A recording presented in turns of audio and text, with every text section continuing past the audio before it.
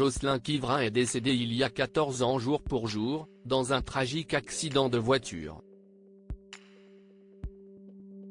Il était à ce moment-là en couple avec Alice Taglioni, et père avec elle d'un garçon prénommé Charlie.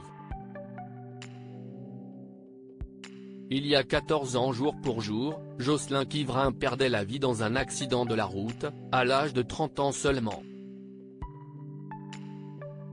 L'acteur était au volant de sa petite voiture de course, une Ariel Atom, et traversait le tunnel de Saint-Cloud en direction de Paris, sur la 13, avant de perdre le contrôle de son véhicule.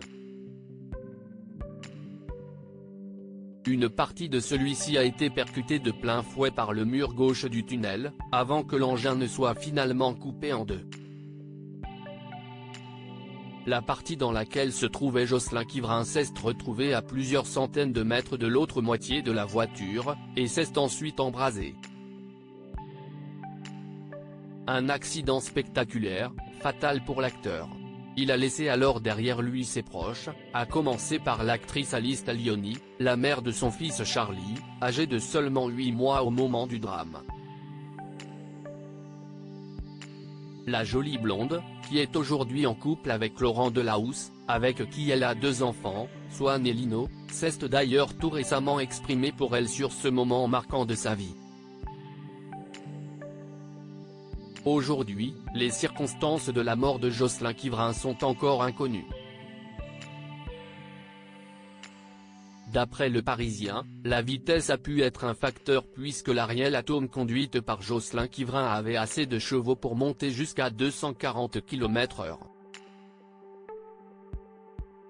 D'ailleurs, le compteur du Roadster était figé à 230 km/h lorsque les secours sont arrivés sur place. Mais d'après certaines sources, l'acteur ne roulait qu'à 97 km/h au moment du choc.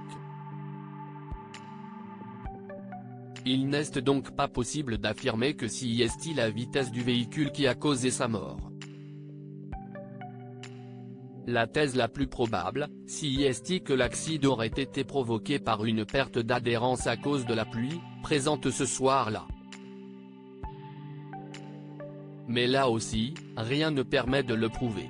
Quant à l'hypothèse selon laquelle il aurait été sous l'influence d'une quelconque substance, elle n'est pas vérifiable.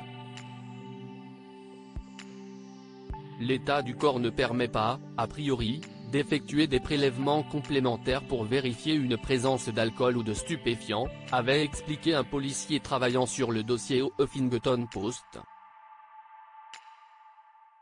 Il révélait en revanche une autre information de taille dans cette interview, à savoir que Jocelyn Quivrin n'a pas souffert. L'autopsie montre que le jeune homme est décédé sur le coup, d'un traumatisme crânien d'une extrême gravité suite à un choc violent et brutal. De quoi certainement consoler ses proches.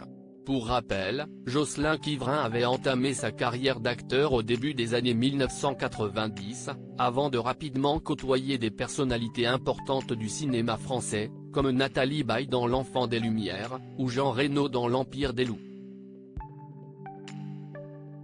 En 2008, il a obtenu le prix Lumière du meilleur espoir masculin pour son rôle dans 99 francs, aux côtés de Jean Dujardin.